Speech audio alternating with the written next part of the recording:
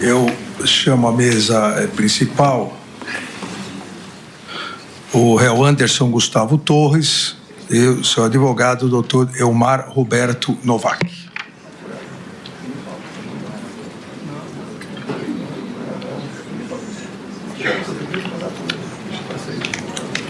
Por favor.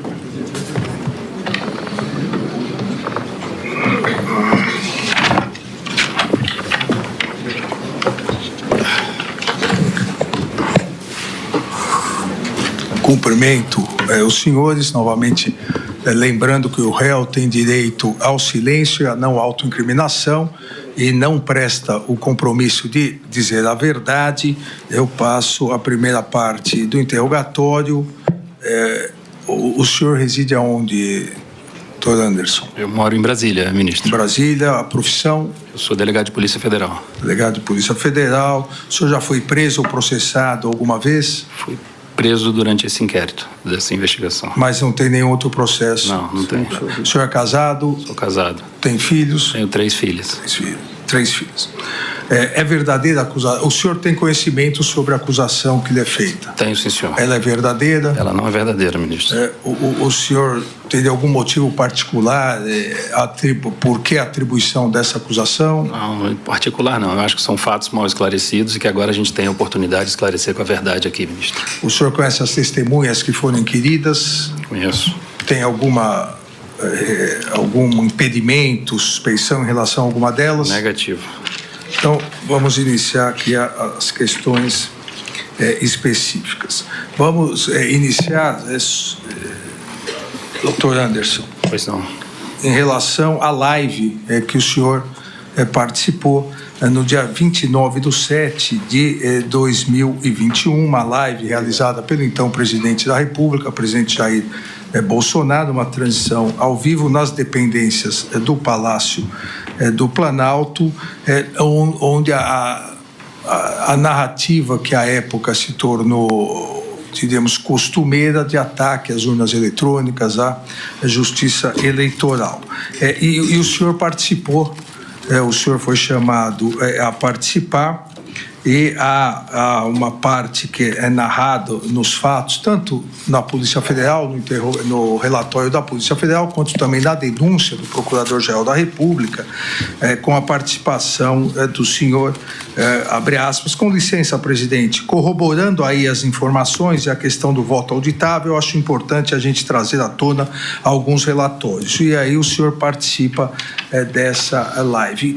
Quem convocou o senhor a participar dessa live? Na verdade, ministro, foi uma convocação da Presidência da República. Semanalmente o presidente realizava, todas as quintas-feiras, uma live e geralmente convocava ali ministros, secretários nacionais, diretores de estatais para participar dessa live. Nós fomos convocados, isso inicialmente gerou um burburinho ali no Ministério da Justiça, porque era um tema que estava bastante em voga, estava muito discutido. Eu não tinha conhecimento técnico nenhum a respeito do assunto. Pedi para minha assessoria, meu chefe de gabinete, fazer um levantamento ali no âmbito do Ministério da Justiça para a gente avaliar algum material, alguma coisa que pudesse me instruir para participar da live. Como eu disse, um tema muito técnico, eu não tinha o conhecimento. Vieram até meu chefe de gabinete alguns relatórios produzidos pela Polícia Federal, acredito eu, no teste público de segurança. Os peritos fazem ali algumas análises do sistema eleitoral e com essas análises eles fazem uma série de sugestões de melhoria, de aperfeiçoamento do sistema.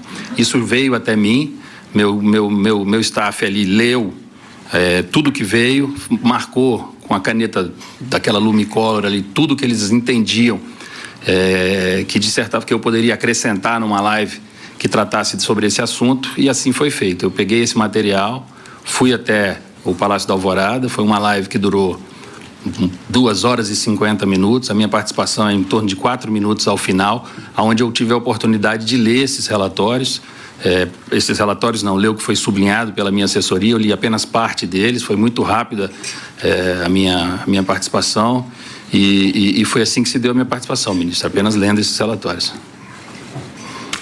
Seja antes dessa live, ou durante ou depois, logo após essa live, Em algum momento, o então presidente Jair Bolsonaro pediu que o senhor, como ministro da Justiça, trouxesse elementos para corroborar essa narrativa de que as urnas eletrônicas eram fraudáveis? Na verdade, ministro, no âmbito do Ministério da Justiça, propriamente dito, sem ser através da Polícia Federal, nós não temos setor nem área nenhuma que trabalhe com essa questão de urnas eletrônicas. A Polícia Federal, a Polícia Judiciária Eleitoral, ela tem todo um interesse, ela faz as apurações, todas as informações de fraude ou de crimes eleitorais que chegam, ela apura isso, mas tecnicamente falando, nós não temos nada que aponte fraude nas urnas eleitorais. Nunca chegou essa notícia até mim enfim, eu passava isso quando era questionado pelo presidente ou por qualquer autoridade, eu sempre passei isso, que nós não tínhamos tecnicamente nada a dizer sobre as urnas eletrônicas. Então, o senhor confirma o seu depoimento de 26/8/2022, que, além de confirmar a participação da live, o senhor disse, entre aspas, não foi possível depreender no material que teve acesso a existência de fraude ou manipulação de voto. Perfeito. O material que eu tive acesso, eram sugestões de melhorias às urnas eletrônicas. Vamos agora, doutor Anderson, passar para uma outra questão importante, que foi a sua participação na reunião ministerial realizada em 5 de julho de 2022. O senhor se recorda dessa reunião? Sim, senhor. O senhor foi convocado pelo presidente? Sim, senhor. Reunião ministerial dos 23 ministros. Não, o senhor, nessa reunião ministerial, se manifestou sobre vários assuntos, vários trechos aqui, e eu gostaria, eu vou ler alguns trechos, porque gostaria de saber exatamente o que o senhor quis dizer com essas manifestações. A palavra foi passada ao senhor na condição de então ministro da Justiça, o senhor primeiro iniciou dizendo: bom dia a todos, senhor presidente. Com a sua licença, eu venho falando um pouco sobre tudo isso aí que eu queria falar, e tudo isso aí foi a manifestação anterior do presidente com a narrativa contrária à justiça eleitoral, contra as urnas. E aí o senhor fala, abre aspas, tem muitos aqui que eu não sei nem se tem estrutura para ouvir o que a gente está falando aqui. Com todo respeito a todos, mas eu queria começar com uma frase que o presidente colocou aqui, que eu acho muito verdadeira. É o exemplo da Bolívia, é o grande exemplo para todos nós. Senhores, todos vão se foder. Eu quero deixar bem claro isso, porque eu não estou dizendo que, eu quero que cada um pense no que fazer previamente, porque todos vão se foder. Por que o senhor quis dizer isso? Numa reunião ministerial, onde... diríamos, o assunto deturpou por uma questão eleitoral, política eleitoral. O que o senhor quis dizer com isso, comparando a situação eleitoral do Brasil com a Bolívia, e que todos iriam... Ministro, eu peço desculpas pelas palavras, realmente faltei com a polidez ali num momento que não deveria, era uma reunião fechada, talvez eu não estivesse muito bem naquele dia e acabei me excedendo nas palavras. O que eu quis dizer com isso aí, ministro, é que se nós perdêssemos a eleição, tudo que foi construído no governo do presidente Bolsonaro, e eu considero um governo de muitas entregas, um governo de muita austeridade, tudo isso seria perdido, todo o nosso trabalho seria perdido. Essa era a minha visão. Talvez eu não tenha usado as melhores palavras na reunião, mas o que eu queria mostrar para os meus colegas era isso, era pedir empenho a todos. Nós estávamos perto da eleição, pedir que todos, assim, dentro de suas pastas, pudessem demonstrar tudo aquilo que o governo fez, todas aquelas entregas, era mais para que as pessoas ali, para que a gente realmente se unisse naquele momento para ganhar a eleição. Entendi, doutor Anderson. Há ainda um outro trecho em que o senhor disse... Seguimos ao vivo no Morning Show, acompanhando o segundo dia de interrogatórios em torno da trama golpista. Partimos para um rápido break para todos vocês sintonizados na rede Jovem Pan de Rádio. Morning Show volta já já. Esse pedaço apenas eu não consigo me lembrar, ministro. Então, eu continuo aqui, porque realmente é ameaçador o que está acontecendo. Do lado de lá, ameaça, ministro, direta de lá para cá. Se meta e eu lhe prendo. Isso seria uma referência ao Supremo Tribunal Federal? Não, de maneira nenhuma, ministro. Isso aí, eu acho que é um momento muito acirrado na relação entre o Executivo e o Judiciário. Eu acho que eu fui um dos que mais me esforcei para que essa relação não se esbagaçasse. Eu tentei de todas as formas manter o diálogo, tudo, mas a gente sentia uma pressão. Eu pelo menos, eu sentia uma pressão muito grande assim, em relação ao que fazer, em relação àquele momento ali, ao que a gente podia fazer, ao que a gente não podia fazer. Havia todos os dias uma série de proibições e a gente ficava meio perdido, meio sem saber o que fazer.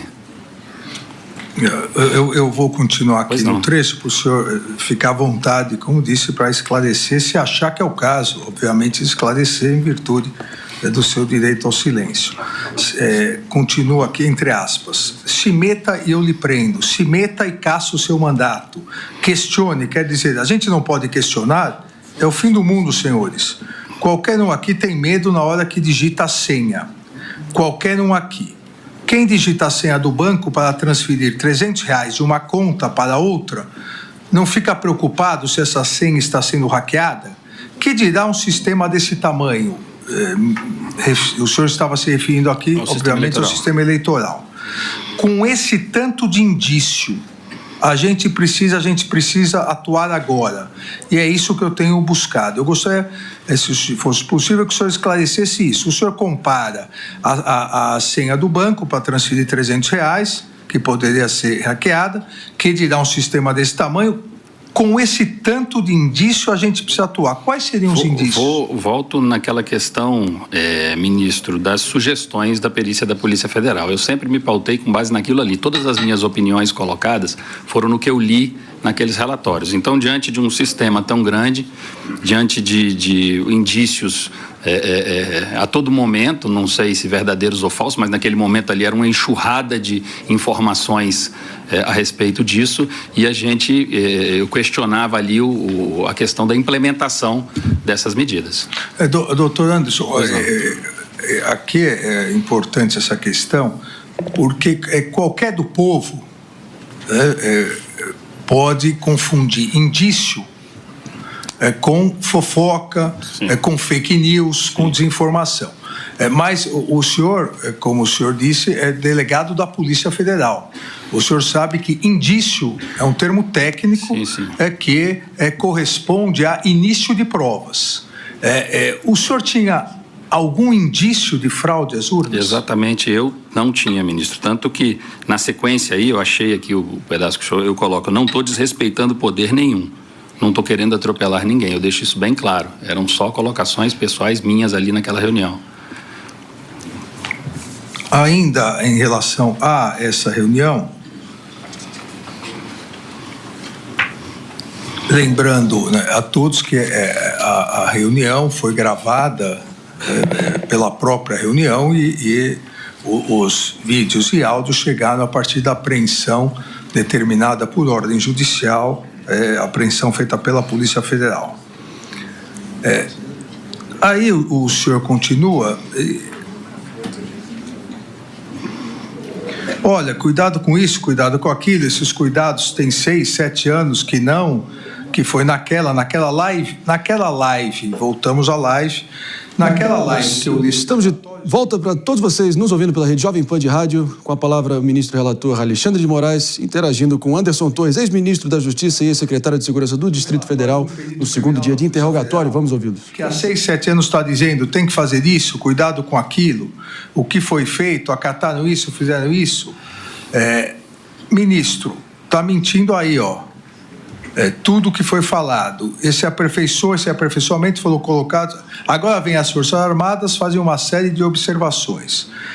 O senhor estava colocando em dúvida as urnas, porque aqui, inclusive, o senhor foi ministro da Justiça e é delegado Federal de carreira, foi criada, e vai ser esclarecido isso na ação penal, foi criada uma narrativa que existiria um inquérito requisitado pela então presidente do Tribunal Superior Eleitoral, a ministra Rosa Weber, que depois veio a ser a nossa presidente no Supremo Tribunal Federal, e que esse inquérito trazia várias fraudes uma narrativa falsa, uma desinformação, tanto que, a pedido da própria defesa, esse inquérito está juntado nos autos, a pedido das defesas. Aqui nesse trecho, o senhor que acabou de dizer em relação à live e depois confirmou o seu depoimento da polícia, que nunca teve nenhum indício, nenhuma prova de fraude. Na reunião, o senhor estaria incitando a questão de fraude? Eu queria que o senhor esclarecesse isso. Negativo, Excelência. Aqui eu volto e falo da live, das recomendações feitas pelos peritos da Polícia Federal. Todas as minhas falas, eu nunca questionei a lisura do processo eleitoral, todas as minhas falas são em relação às sugestões de melhorias que os peritos me trouxeram naqueles documentos. Eu até tenho aqui os documentos, tenho o que eu li na live, enfim, são sugestões técnicas e foi nesse sentido que eu falei todas essas palavras aí, ministro. A denúncia, a acusação feita pela Polícia Federal, a acusação feita pelo Ministério Público, pela Procuradoria-Geral da República, com base na investigação feita pela Polícia Federal, coloca, inclusive, a existência, já foi recebida a denúncia aqui pela primeira turma, o núcleo 4, que é o núcleo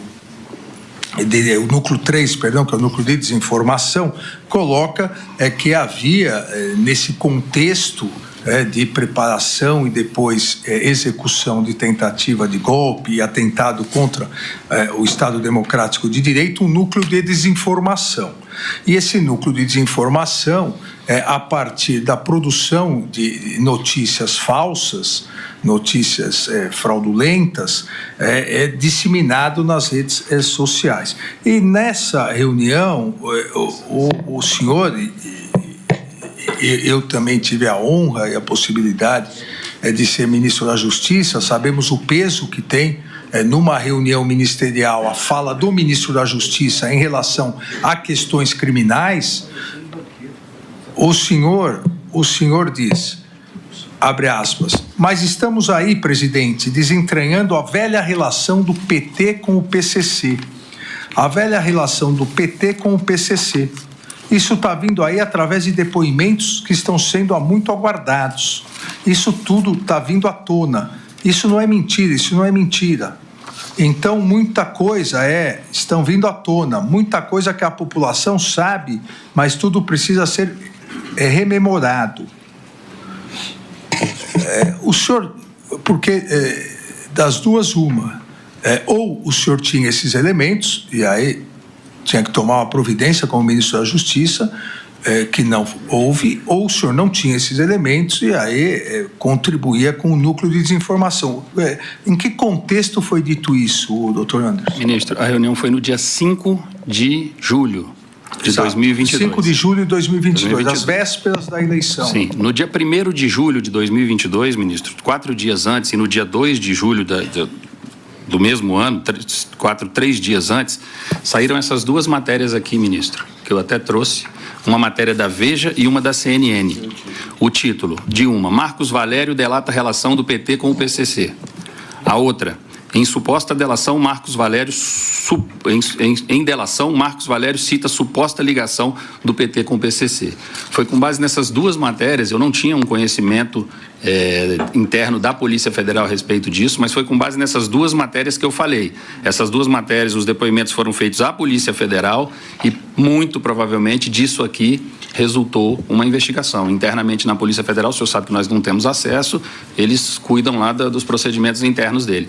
Mas eu falei isso aí com base exclusivamente nessas duas matérias que tinham saído na mesma semana da reunião. Há também aqui, depois dessas declarações na reunião, há declarações, após as suas declarações, hoje réu, Walter Braga Neto, que inclusive em julho não era mais ministro, porque já estava desincompatibilizado, mas mesmo assim estava participando de um ato oficial no Palácio, numa reunião ministerial. Ele disse, saiu uma notícia agora dizendo, o Fachin dizendo que a auditoria não muda resultado da eleição. Não sei se os senhores já viram isso. Ao que o senhor responde, depois que der merda, não muda nada não. E nesse contexto, então, o presidente Bolsonaro afirmou que deveria tomar uma providência, mas não que ficaria sozinho nessa guerra.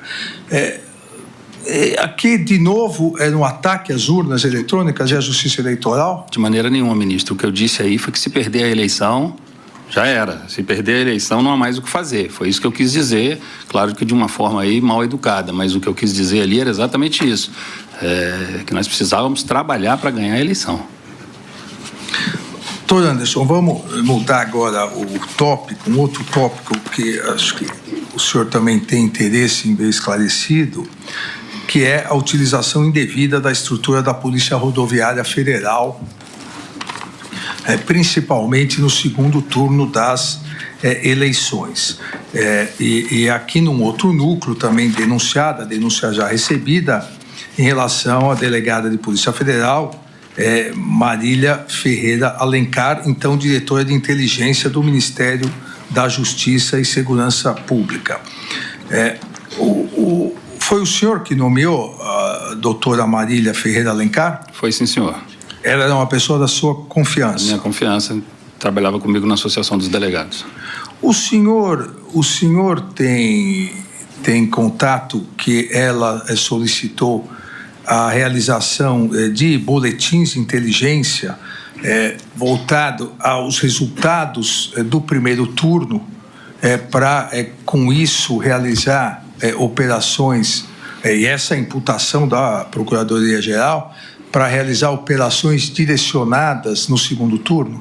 Ministro, cabe à diretoria de inteligência fomentar essas discussões no âmbito de segurança pública no Ministério da Justiça. Essa era uma atribuição da DINT, da diretoria de inteligência do Ministério. Após o primeiro turno das eleições, a doutora Marília produziu alguns BIs que traziam uma métrica de 75% de votos dos candidatos, aqueles que fizeram mais de 75% dos votos em algum estado brasileiro, versus o partido político do prefeito, como se isso fosse um indício de crime eleitoral, uma eventual compra de votos, enfim, alguma coisa nesse sentido. Ela fez uma apresentação sobre isso, mas eu entendi naquele momento, ministro, que isso não representava um indício. Eu nunca tinha visto essa métrica, eu acho que isso não era um indício, era normal que em alguns estados, em alguns locais, um ou outro candidato fizesse mais de 75% dos votos, nós sabemos disso, tem alguns lugares no Brasil, e ela me apresentou essa métrica, mas foi uma métrica que foi de plano ali descartada, porque eu não entendi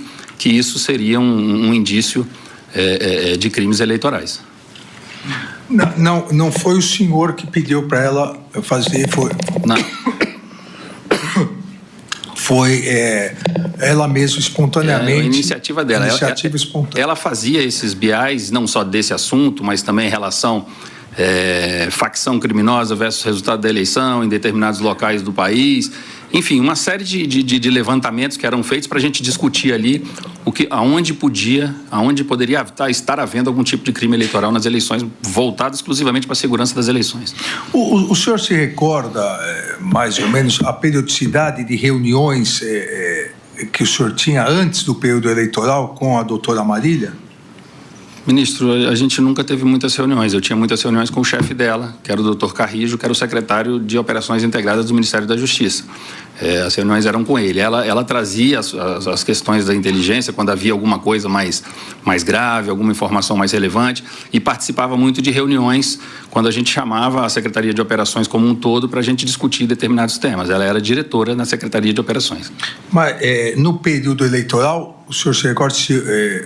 no período pré-eleitoral e eleitoral, se houve um aumento de comunicação e contatos entre o senhor e ela? Não houve, ministro. Na verdade, eu estava com a agenda extremamente lotada, uma agenda difícil. Eu atendia as pessoas do Ministério ali em períodos que sobravam de agenda. Eu viajei muito nesse período e e estava com a agenda muito cheia, enfim. E quando sobrava um período, a gente atendia ali os funcionários do Ministério. A Polícia Federal apreendeu o celular da doutora Marília Ferreira de Alencar e extraiu diversos dados que constam nos autos, mas nesse período pré-eleitoral há algumas trocas de mensagens com o senhor, mas todas as mensagens excluídas, né? Havia a exclusão da mensagem em relação a essas, diferentemente de outras, não houve a possibilidade de recuperá-las. O senhor se recorda do qual? Porque o senhor mesmo disse, ela não era uma subordinada direta do senhor. Não era. Havia o doutor Carrijo, então o senhor se referia mais a ele. Então, normalmente, a troca de mensagens deveria ser com o doutor Carrijo. Então, o senhor se recorda? Não, pode ser matérias, ela me mandava muitas matérias jornalísticas, muita coisa que estava andando nos grupos da própria Polícia Federal, como ela estava na inteligência, ela monitorava isso, nós dois como delegados de carreira, muita coisa de interesse nosso ali andando nos grupos da Polícia Federal, ela fazia essa filtragem e me mandava bastante. Mas por que então essas mensagens o senhor excluiu, o senhor e ela excluíram? Ela? Eu acho que não fui eu que excluí, ministro. Está excluído para os dois, aquela exclusão. Sei, eu acho que não me recordo de excluir. Eu limpava meu telefone uma vez por semana, mas não me recordo de ter excluído. Porque, até aproveitando aqui essa questão, o seu aparelho celular não foi possível a análise, porque quando do seu retorno dos Estados Unidos, o aparelho ficou por lá. Houve o extravio do aparelho celular? Eu perdi meu telefone, ministro, ali, naquele momento. Acho que até aquele momento, o momento mais duro da minha vida, né? Eu com 3 crianças pequenas nos Estados Unidos, saí daqui como secretário de segurança e saiu minha prisão no dia 10. Isso me deixou completamente transtornado. Eu não tenho vergonha de falar, realmente. Eu perdi o equilíbrio completamente com aquela notícia da prisão, 3 crianças pequenas nos Estados Unidos, a primeira vez, a realização de um sonho das crianças se tornou um pesadelo para mim. E nesse contexto eu acabei perdendo meu celular, perdi uns dólares, e isso foi muito ruim para minha defesa, ministro. Como eu disse ao senhor, eu não tinha nada a esconder, tanto que cheguei aqui, forneci a senha da nuvem do celular para a Polícia Federal. Ali tinha muita coisa que me ajudaria, as mensagens que eu troquei no dia do 8 de janeiro, as mensagens que eu mandei desesperado lá dos Estados Unidos para o meu adjunto, apesar de que o celular dele foi periciado, o celular do governador Ibanez foi periciado, o celular da doutora Marília foi periciado, e mostra a lisura e a preocupação minha em relação a tudo que aconteceu, ministro. Foi extraído também do celular da doutora Marília dados de extração, essa planilha de diversos partidos, desses dados, uma planilha enviada em dia 21 de outubro de 2022. O senhor teve contato com essa planilha? Se foi o documento que ela me apresentou em reunião, sim. Se não foi, não.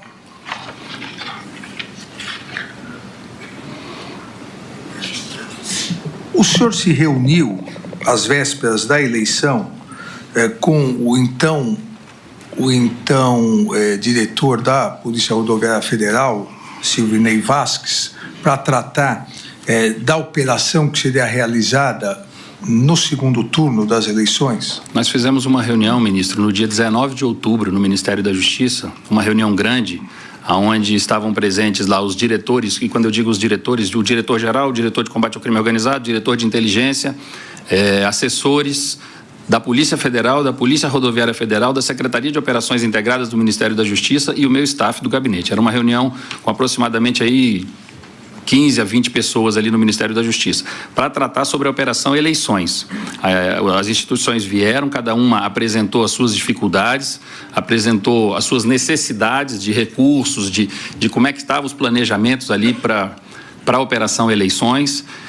Eu continuei pedindo empenho no combate aos crimes eleitorais, independente de partido, independente de local, independente de tudo. Isso é a minha orientação no Ministério da Justiça, sempre foi essa.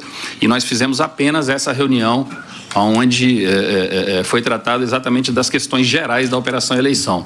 Como o senhor sabe, nós, através do Centro Nacional de Comando e Controle, nós, Ministério da Justiça, a gente acompanha no dia da eleição toda a questão da segurança pública da eleição. É nossa responsabilidade ali monitorar online tudo que está acontecendo no Brasil. Nós temos representantes lá praticamente das 27 secretarias de segurança pública e a segurança pública e a garantia do direito ao voto para o eleitor brasileiro, isso é muito caro para o ministro da Justiça, para o Ministério da Justiça. Então, nós fizemos essa reunião para preparar o dia da eleição para que tudo transcorresse sem problemas.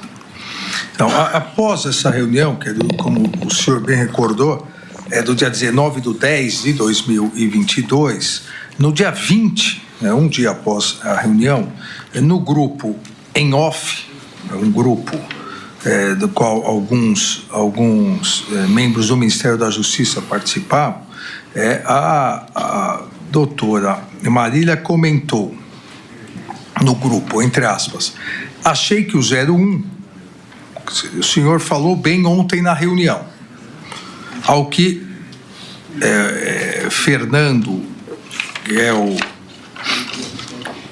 Fernando de Souza de Oliveira, delegado, à época diretor de operações do Ministério da Justiça, colega dela, ao que Fernando respondeu, falou bem, demais isento. O que Marília respondeu, isento porra nenhuma, meteu logo um 22.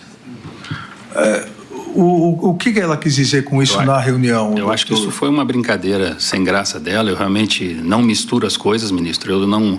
É lógico, se o senhor me perguntar quem eu queria que ganhasse a eleição, eu não preciso nem responder.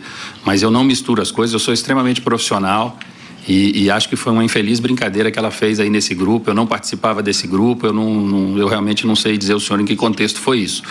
Mas da minha parte não teve isso.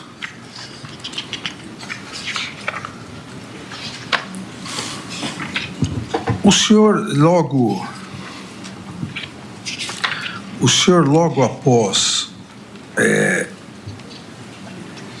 deixar o Ministério da Justiça, assumiu a Secretaria de Segurança Pública aqui do Distrito Federal. Qual foi a sua participação, assim que o senhor assumiu, qual foi a sua conduta em relação aos acampamentos ou ao acampamento na frente do quartel aqui do Forte Apache, aqui do Comando do Planalto? Ministro, a partir do dia 12 de dezembro do ano anterior, eu fiquei bastante preocupado com a questão dos acampamentos. Até então, não havia tido nenhum ato violento, não havia tido nada, mas depois daqueles atos no centro de Brasília, a tentativa de invasão da sede da Polícia Federal e tudo aquilo que aconteceu ali no dia 12, eu fiquei, no mínimo, cismado com aqueles acampamentos. Eu esperava que o novo governo assumisse e imediatamente tirasse os acampamentos dali, já no primeiro dia ou na primeira semana, no máximo, do novo governo. E isso não aconteceu. Em não acontecendo, ministro, no dia 6/1 de 2023, eu convoquei uma reunião, eu tive informações no dia 5 de que a maioria das pessoas que estavam naqueles acampamentos ali, ou grande parte dessas pessoas, se tratavam de moradores de rua e pessoas vulneráveis. Pensando nisso e em evitar uma tragédia, um problema maior, eu convoquei uma reunião para a Secretaria de Segurança Pública no dia 6/10, às 10 horas da manhã. Chamei o comandante militar do Planalto, general Dutra, e a secretária de Desenvolvimento Social do Distrito Federal, Ana Paula Marra, para nós tratarmos da desmobilização total do acampamento. Dessa reunião ficou combinado que no dia 10, terça-feira, a doutora Ana Paula Marra, com a sua equipe, atuaria lá no local do acampamento para poder retirar os vulneráveis. E ali eles têm toda uma técnica de aproximação, de chegada, de retirada. Quem quisesse ir embora, eles têm passagem, eles pagam passagens, enfim. Ficou combinado que no dia 10 ela faria isso e, na sequência, a Secretaria de Segurança, através da Polícia Militar e o Comando Militar do Planalto, realizariam a desmobilização completa, o desmonte ali do acampamento para acabar com aquele acampamento ali na frente. Nós conversamos, inclusive, ministro, se houvesse algum tipo de resistência, falamos em mandados de prisão, falamos em prisões em flagrante, ali se fosse necessário, se algum líder ali se rebelasse, não quisesse sair, mas a ordem Eu esperei uns 2, 3 dias até ver se o governo federal faria alguma coisa no sentido de retirar. Como não veio, eu convoquei essa reunião. Ela foi realizada dia 6/10, às 10 horas da manhã, na Secretaria de Segurança Pública, para tratar da desmobilização total do acampamento. Eu aqui, nessa sequência, doutor Anderson, eu vou repetir o que eu disse para o almirante Garnier, apesar de perceber que ele não acredita no ditado chinês, que coincidências não existem, mas quero que o senhor também tenha a possibilidade aqui, nesse momento de autodefesa, de, se quiser, se explicar. O senhor viajou na véspera, na verdade, na antevéspera Eu viajei no dia 6 à noite. Dos dias 8, o senhor viajou dia 6 de madrugada. à noite.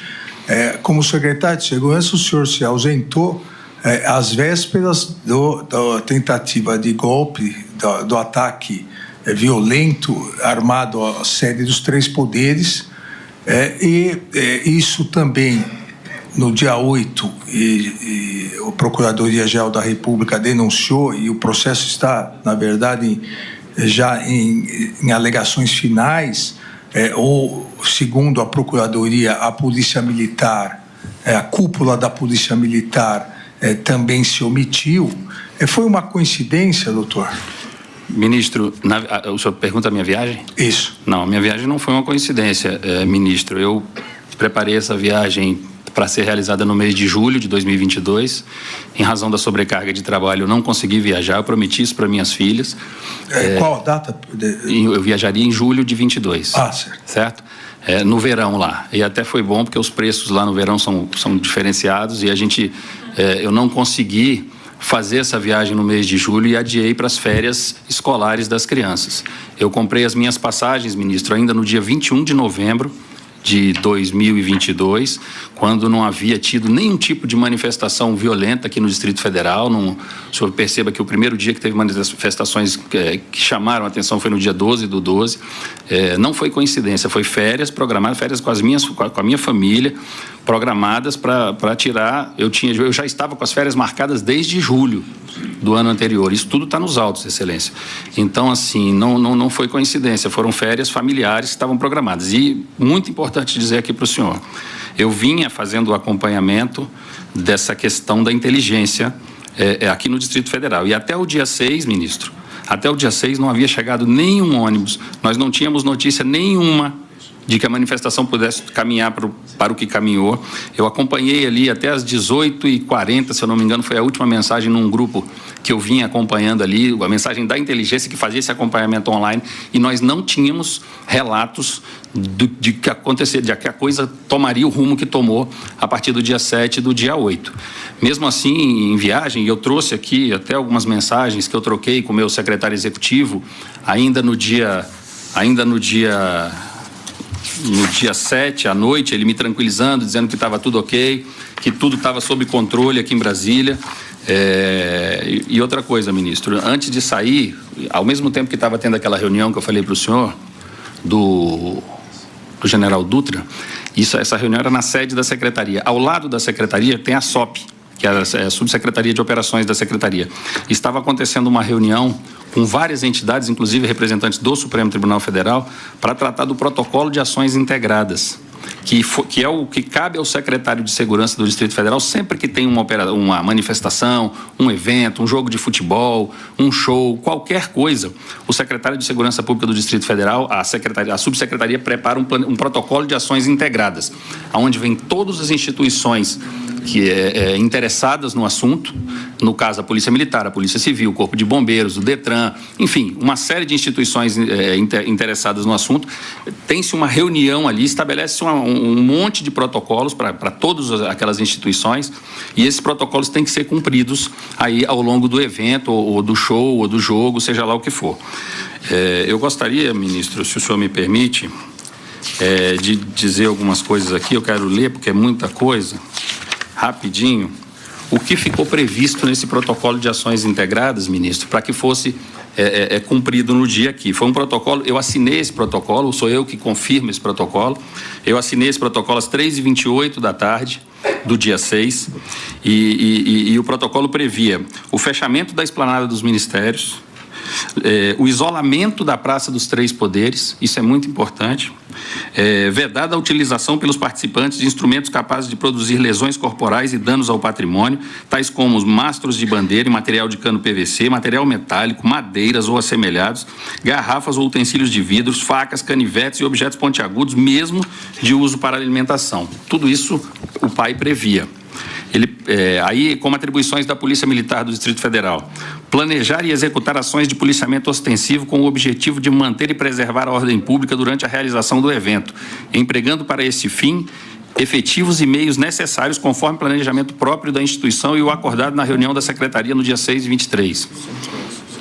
Impedir que os manifestantes utilizem objetos, materiais ou substâncias capazes de produzir lesão ou causar dano durante a marcha. Ficar em condições de empregar tropa especializada em controle de distúrbio, no caso de perturbação da ordem. Não permitir acesso a pessoas e veículos à Praça dos Três Poderes, conforme tratado em reunião do protocolo de ações.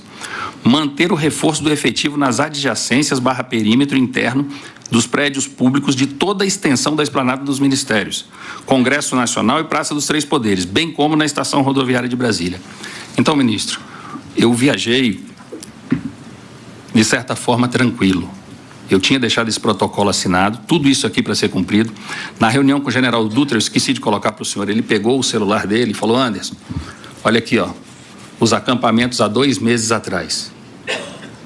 Aí ele: Anderson, olha o acampamento agora de manhã. Ele me mostrou isso, ministro. Essa foi a imagem que não me saiu da cabeça. O acampamento há 2 meses atrás, gente, caminhão, lotado o acampamento. Naquela manhã, praticamente não se via pessoas, só se via tendas. Ele tinha as imagens daquele dia do acampamento. Então foi nesse contexto, ministro. Eu viajei adotando todas as providências que o secretário de Segurança do Distrito Federal tem que tomar, principalmente deixando esse protocolo de ação integradas assinado para que fosse cumprido. Não, doutor Anderson, desse protocolo que o senhor acabou de fazer a leitura, nós podemos observar que no dia 8 nada foi respeitado. Houve a liberação para a esplanada dos ministérios, não houve o isolamento da Praça dos Três Poderes, houve a autorização ou a omissão para que os manifestantes utilizassem armas brancas, mastros, ou seja, eu entendo o que o senhor diz aqui, até porque juntado aos autos esse protocolo, mas por que nada foi cumprido? Ministro. O senhor mesmo disse que, apesar de estar à distância, estava em contato com o seu secretário executivo. Estava. Ministro, apontar é difícil apontar, mas eu também não posso deixar de colocar aqui. Eu vejo que houve uma falha muito grave no cumprimento do protocolo. Houve uma falha muito grave no cumprimento do protocolo. O senhor perceba aqui que aqui prevê tropas especializadas, prevê o isolamento da Praça dos Três Poderes, que é uma coisa muito séria.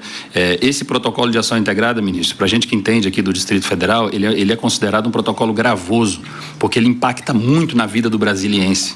O fechamento da esplanada impacta muito na vida do brasiliense. É uma coisa que a gente faz em poucos casos. Não são em muitos casos. Quando eu li esse protocolo à tarde que eu assinei, eu falei: esse protocolo está de bom tamanho para as informações que a gente tem, porque ele era um protocolo que eu chamo de gravoso, entendeu? E realmente, ministro, houve uma falha grave no cumprimento desse. Seguimos ao vivo acompanhando o julgamento da suposta trama golpista, depoimento de Anderson Torres, ex-ministro da Justiça e secretário de Segurança do DF, interagindo aqui com o ministro relator Alexandre de Moraes. Partimos para um rápido break para todos vocês nos ouvindo pela rede Jovem Pan de Rádio. Voltamos aqui no Morning Show ao vivo, já. Tive a informação, eles já tinham entrado no Congresso e no Palácio do Planalto.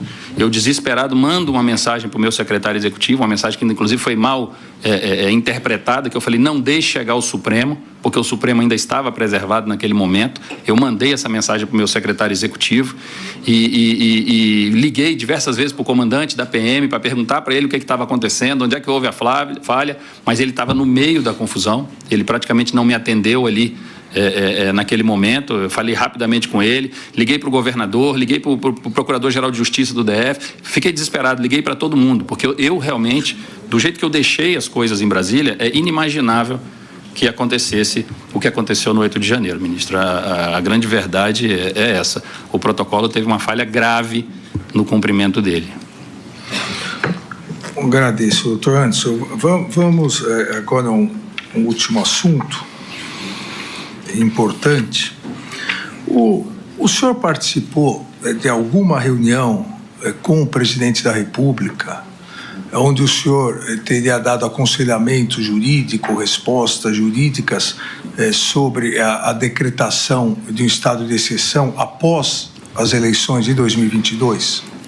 Jamais, ministro. O presidente da República, eu acredito que ele me nomeou como ministro da Justiça e Segurança Pública com base na nossa expertise em segurança pública. É um grande problema que o país vive hoje e que vivia também, e a gente atuou muito. Eu sempre brinco que nós transformamos o Ministério numa máquina de segurança pública, numa máquina de combate ao crime organizado. E foi nesse sentido. Assessoramento jurídico, o presidente tinha via SAGE e via Advocacia Geral da União. Eu nunca prestei assessoramento jurídico ao presidente, nem em relação a esses temas que o senhor me perguntou, nem em relação a outros temas. Eu não fazia assessoramento jurídico do presidente da República. O senhor nunca participou de uma reunião com o presidente onde esse assunto foi tratado? Nem com o presidente. Eu, com todo respeito, já adianto um pouquinho, eu vi nos autos aí que disseram que eu participei em reunião com os comandantes. Eu nunca participei em reunião com os comandantes de força para tratar desse tipo de assunto e nem nenhum outro tipo de assunto com eles.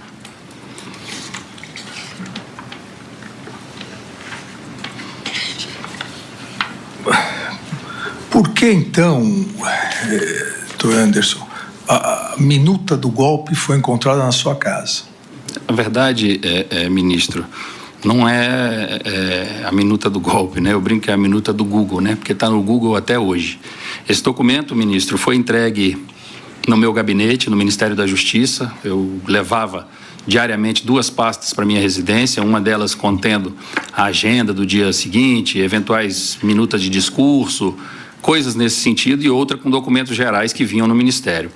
Eu realmente nem me lembrava dessa minuta, fui ver isso quando foi apreendido pela Polícia Federal, foi uma surpresa. Foi um documento que eu tirei do envelope. Naquela época, o senhor devia, não sei se estava acompanhando, mas isso era voz corrente na esplanada dos ministérios, estava difícil trabalhar, inclusive a gente recebia minutas, ideias e uma série de coisas pelo WhatsApp, papel. Eu vi na imprensa que 2 autoridades disseram que receberam, uma das autoridades disse que você recebeu 3 minutas como essa, e isso foi parar no meu escaninho ali, eu levava pastinhas como essa aqui para casa todos os dias, essas pastinhas simples, eu não carregava pasta, e isso foi dentro de uma dessas pastinhas, ministro, e na minha casa foi colocado para ser descartado. Eu nunca tratei isso com o presidente da República, eu nunca tratei isso com ninguém. Isso veio até o meu gabinete no Ministério da Justiça, foi organizado pela minha assessoria, isso veio num envelope dentro, foi parar na minha casa, mas eu nunca discuti esse assunto, eu nunca trouxe isso à tona. Isso foi uma fatalidade que aconteceu, porque era já para ter sido destruída há muito tempo, eu nunca trabalhei isso. O documento era muito mal escrito, cheio de erros de português, de concordâncias, enfim, até o nome do tribunal que estava escrito lá estava escrito errado. Então, não é da minha lavra, não sei quem fez. Estamos de volta para todos vocês nos ouvindo pela Rede Jovem Pan de Rádio. Seguimos ouvindo o Anderson Torres, ex-ministro da Justiça e ex-secretário de Defesa do DF, interagindo com o ministro relator Alexandre de Moraes. Vamos ouvi-lo. Obrigado, ministro Alexandre. Eu tenho uma pergunta aqui em relação a esse protocolo. Quer dizer, tem prova nos autos que o senhor comprou a passagem antes. Dia 21 tem prova nos autos dessa... 21 de novembro, ministro. 21 de novembro. E aí o senhor deixou um protocolo pronto. Pronto. Para que fosse executado. Quem deveria cumprir esse protocolo? O protocolo foi assinado por várias agências, cada um com as suas obrigações. O próprio Supremo assinou o protocolo, assinou assim a reunião do protocolo. Então, por exemplo, o Supremo ficou responsável de colocar os gradis aqui em volta, o Congresso Nacional de colocar os gradis mais à frente com a polícia e tal. Então, cada um tinha a sua obrigação. Agora, o coração do protocolo, a grande obrigação, as grandes obrigações ali do protocolo eram da Polícia Militar do Distrito Federal. a eles cabia fazer a segurança, cabe fazer a segurança da esplanada, eles têm toda uma expertise disso, eles fazem isso há 65 anos, desde que Brasília é Brasília, então essa expertise e a grande maioria das obrigações ali cabia à Polícia Militar do Distrito Federal. Qual era a sua posição nesse dia 8 de janeiro? Como assim minha posição, ministro?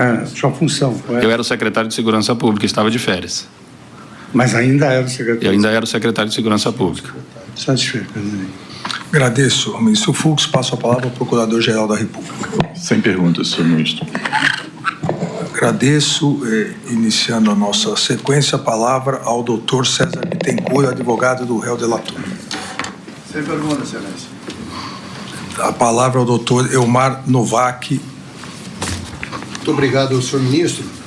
Eu vou seguir mais ou menos a ordem aqui que o senhor veio apresentando, só para deixar alguns esclarecimentos. Lógico.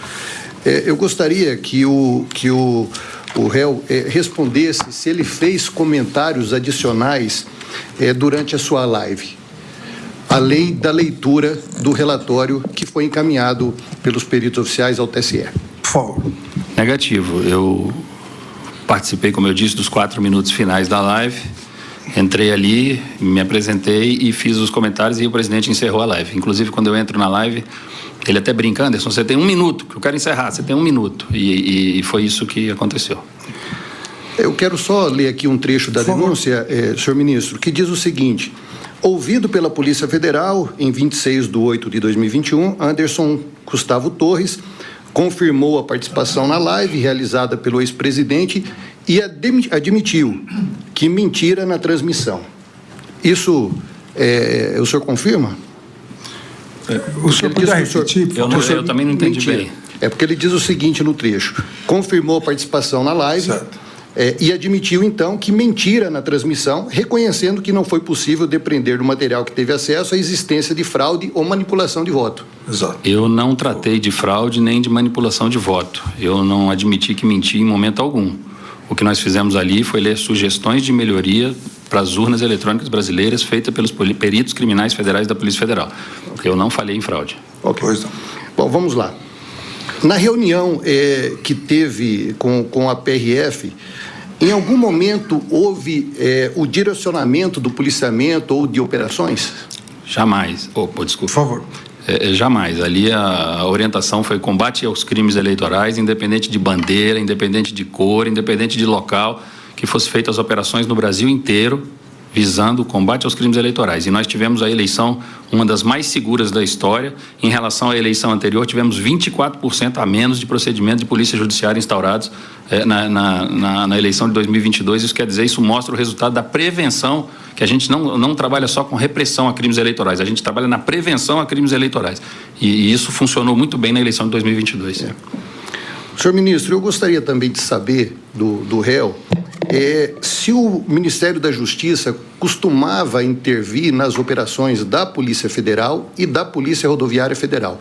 E se especificamente no planejamento das eleições houve interferência do Ministério da Justiça. Não houve interferência nenhuma. O Ministério da Justiça atua como uma parte estratégica, não é uma parte operacional. As instituições têm toda a liberdade para fazer seus planejamentos e eles são apresentados ao Ministério da Segurança Pública apenas por formalidades para compor o processo e para justificar muitas vezes até a descentralização de recursos. Tá.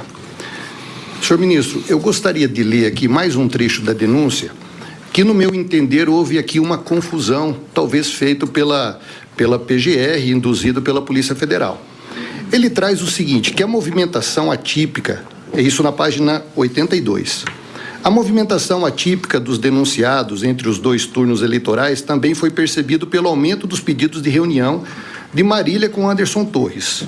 O objetivo escuso, segundo a denúncia, dos encontros com Anderson Torres foi explicitado em trocas de mensagem. E ali ele cita, Fernando de Oliveira deu conta de que o chefe o chamou e combinou um encontro no 13º andar, ao tempo que Marília respondeu que estava muito ansiosa e doida para poder fazer alguma coisa. Isso não ficou muito claro, porque nós sabemos que o Ministério da Justiça não tem 13 andares. né? Então, eu gostaria de saber que reunião foi essa, se ele tem conhecimento, e se algum órgão do Ministério da Justiça funciona em algum prédio com mais de 10 andares ou com 13 andares. Por favor, doutor Anderson. Eu não tenho conhecimento da reunião, mas a Secretaria de Operações Integradas, depois que nós alugamos aquele prédio novo da Polícia Federal, ela ficou com um espaço no prédio também. São 2 ou 3 torres que a gente ocupa lá, agora não me lembro. Foi nós que fizemos essa mudança da Polícia Federal para lá, e a Secretaria de Operações Integradas funcionava lá. Eu nunca fui, mas lá tem 13 andares e pode ser funcionar lá. Ok. Então, senhor ministro, só para ficar claro, então, quando diz aqui que o chefe o chamou, isso não se refere, então, ao ex-ministro. Não foi ele que fez essa convocação? Não fui eu. Tá. E tem mais outro trecho da denúncia aqui, ministro, que chamou a atenção, que fala o seguinte, isso também na página 82, ao final. O crescente clima de urgência envolvendo as conversas entre Marília e Clebson Ferreira de Paula Vieira. Clebson também foi testemunha nesse processo. Retratam o progresso das ações maliciosas em curso e, ao longo de outubro, isso aqui é muito importante, ele fala aqui, o analista foi chamado a participar de diversas reuniões e manteve comunicações com outros altos dirigentes, como Anderson Torres, então ministro da Justiça. Eu gostaria de saber se alguma vez Anderson Torres teve reunião com Clebson e se alguma vez ele deu alguma ordem direta ao Clebson. Nunca estive em reunião e não conheço o Clebson Ferreira, eu acho. Clebson, esse nunca vi, não conheço. Nunca tive em reunião. Ok. Então vamos lá. Nós falamos há pouco aqui, senhor ministro, sobre a questão da desmobilização dos acampamentos. Eu gostaria de saber como foi a iniciativa para convocar essa reunião e quem participou da reunião, só para que isso fique bem claro. Por favor. A iniciativa foi minha, eu pedi a reunião, eu tenho aqui até... Pode ler. Rapidamente aqui, achar no dia que ela mandou isso aqui para nós, meu chefe de gabinete, falando com a Ana Paula Marra. Boa noite, doutora. Como vai? Ela, tudo bem, e você? Ele fala, tudo bem, graças a Deus. Doutor Anderson pediu para convidar a senhora para uma reunião urgente sobre a desmobilização do pessoal do acampamento na área do QG do Exército. O general Dutra, comandante militar do Planalto, vem e é importante a presença da senhora. Se possível, amanhã às 10 horas aqui na secretaria. Ela diz, estarei aí. Muito obrigada. Então, assim, a iniciativa foi minha, eu pedi para chamar as pessoas para a gente tratar da desmobilização. Eu disse, eu esperava que isso tivesse sido feito no primeiro dia do governo do presidente Lula. Não fez, passou a semana, não fez. Quando chegou no final da semana, aquela situação me incomodando, eu chamei a reunião para que a gente montasse a operação e tirasse isso de lá o mais rápido possível. Bom, senhor ministro, só ele poderia explicar, quando soube das invasões aos prédios públicos, o acusado se manifestou publicamente sobre isso? Me manifestei sim, ministro Alexandre. Peço só um minutinho para o senhor, que eu acho que até eu trouxe aqui.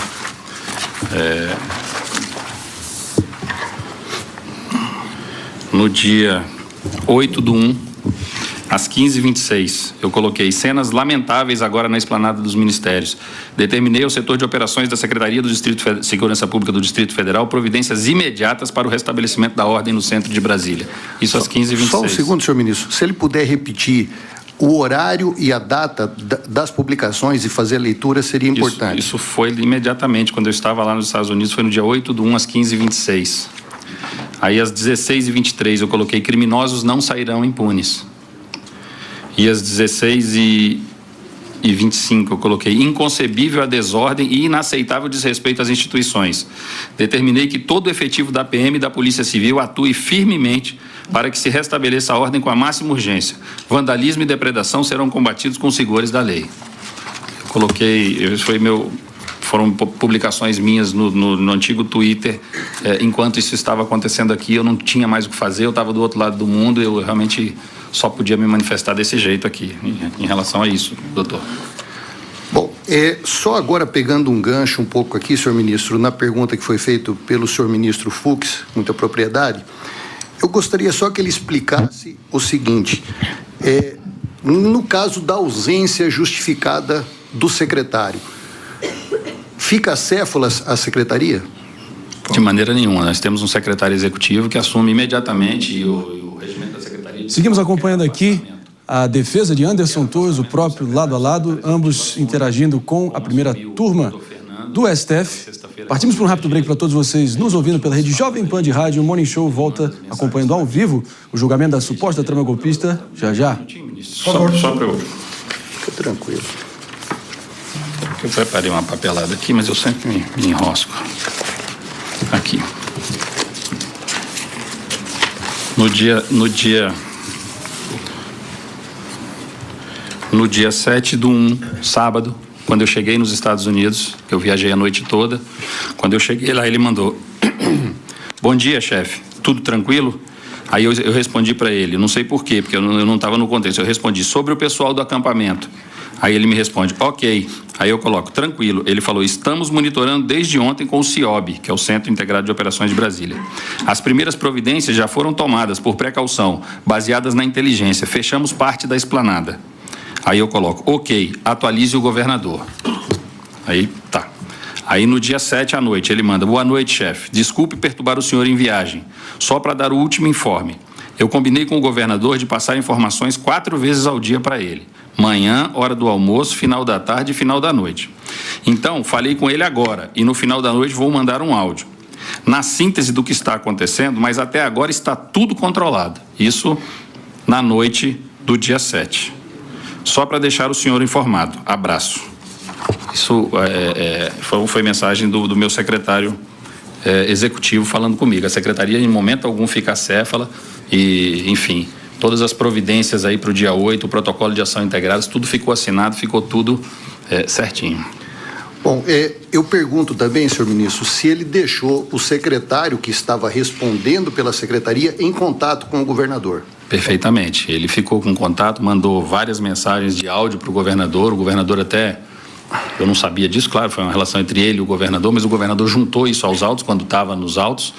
E eu tive acesso aos áudios, ele realmente tranquilizando o governador. Como eu disse, ministro, eu vejo uma falha grave na execução do protocolo de ação integradas, entendeu? Eu acho que a secretaria fez o trabalho dela, como sempre faz em qualquer evento de Brasília. Hoje, se tiver um evento em Brasília, uma hora dessa lá, estão fazendo um PAI. A subsecretária que fez o PAI em depoimento aqui nesse processo, ela disse que já fez mais de 600, é uma coronel da PM, ela já fez mais de 600, então o senhor percebe que é uma pessoa experiente, é uma pessoa que lida com isso a vida toda, e então ficou tudo a contento aí, aqui no Distrito Federal, nada ficou acéfalo.